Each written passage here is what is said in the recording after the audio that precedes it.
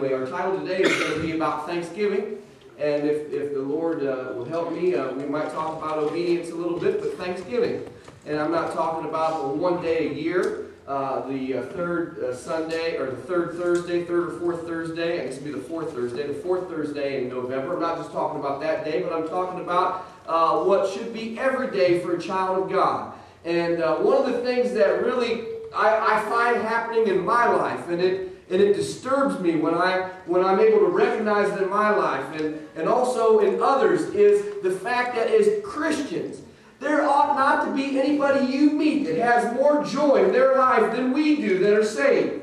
There ought not to be anybody. I don't care who you meet in your pathway, the rich, the poor, the healthy, the sick, whatever their life characteristics or lifestyles might be, you ought not to meet anybody that has more joy in their life than you do if you've been saved.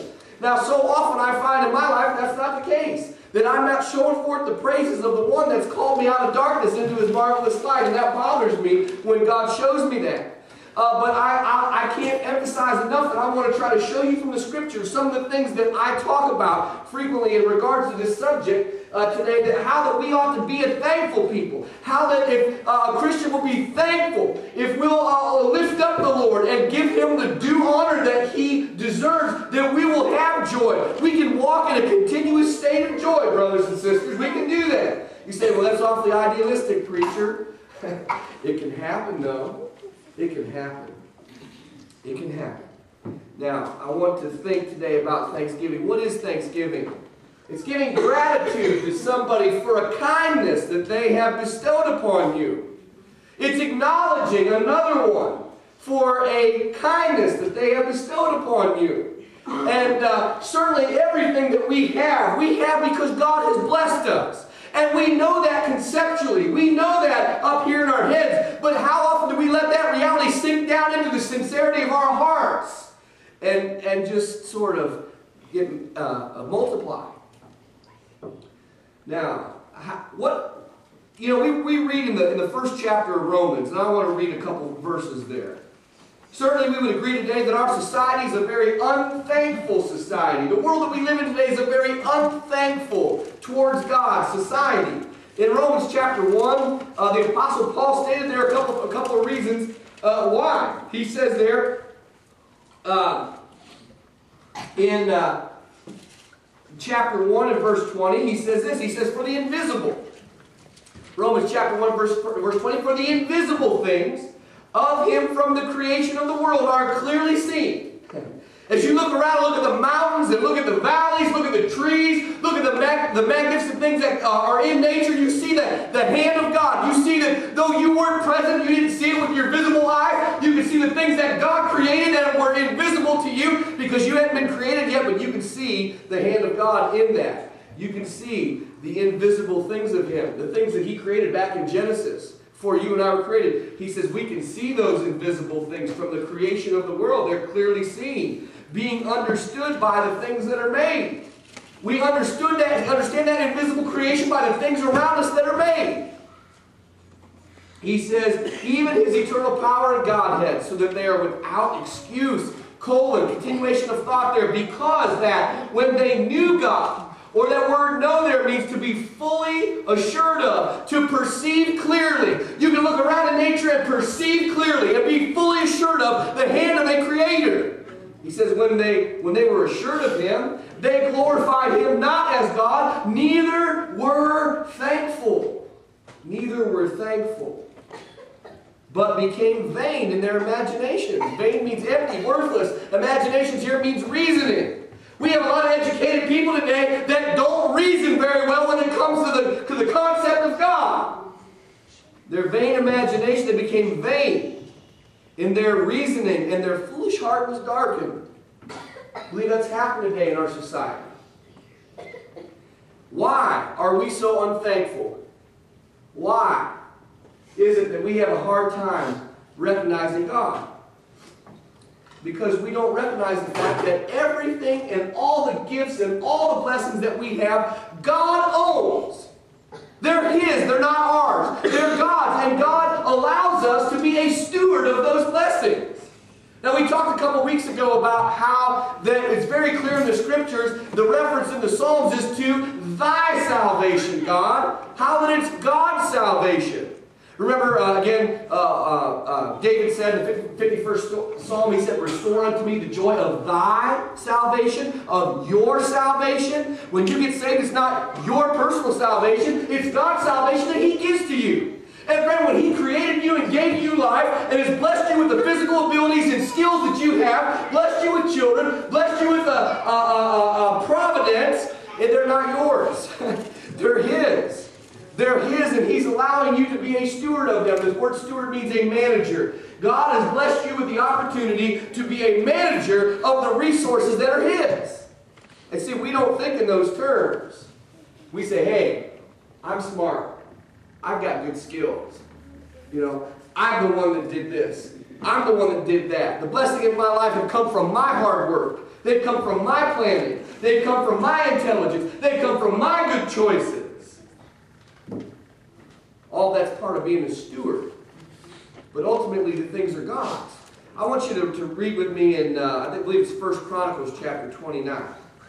I want to read here about what David said. About what David said. This is King David. David was a king.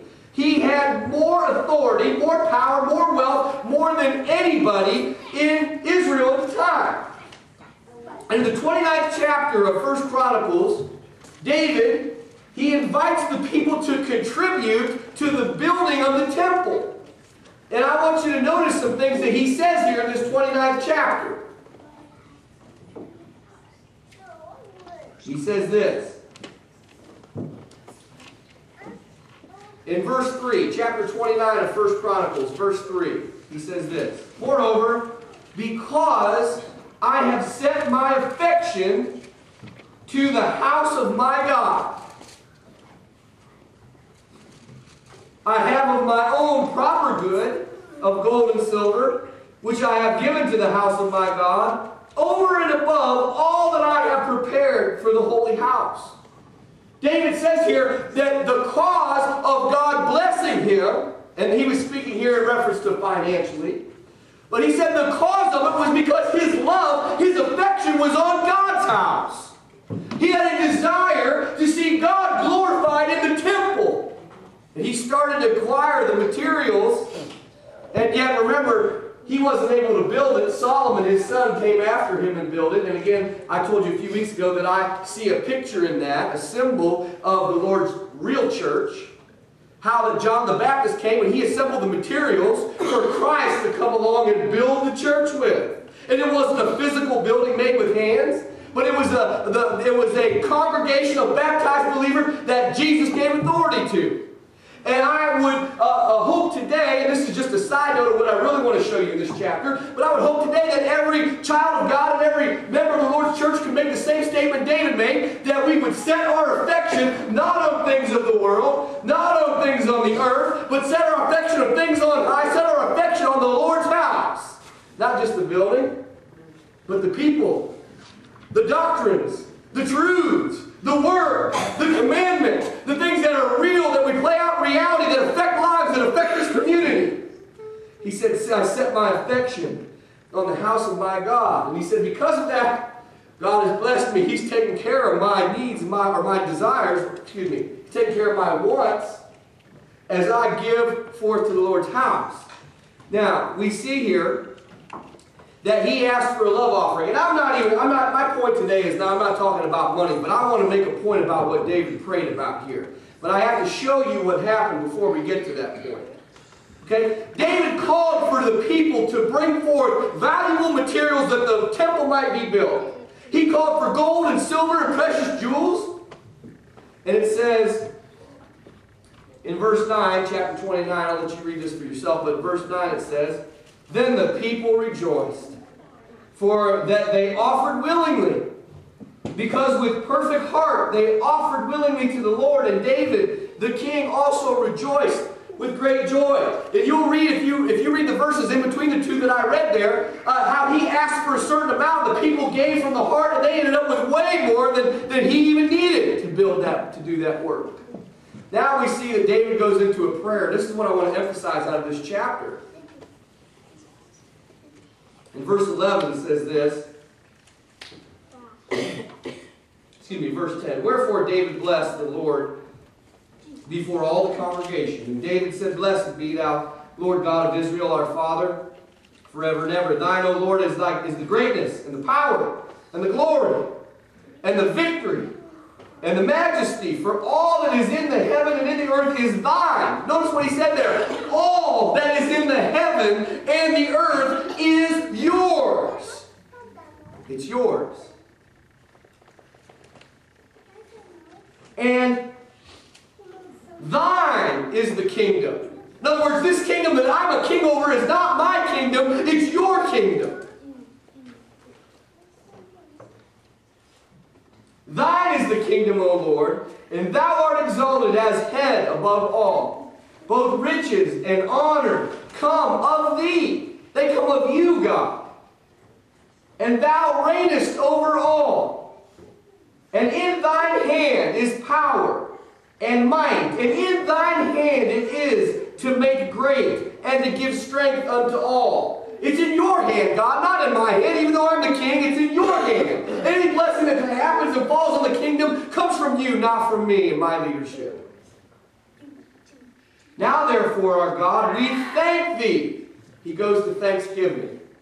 We thank thee and praise thy glorious name. But who am I?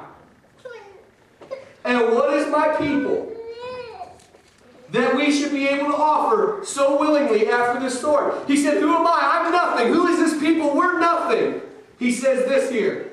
For all things come of thee, and of thine own have we given thee. What he said there is he's saying, God, all these things are yours, and we're just giving them back to you.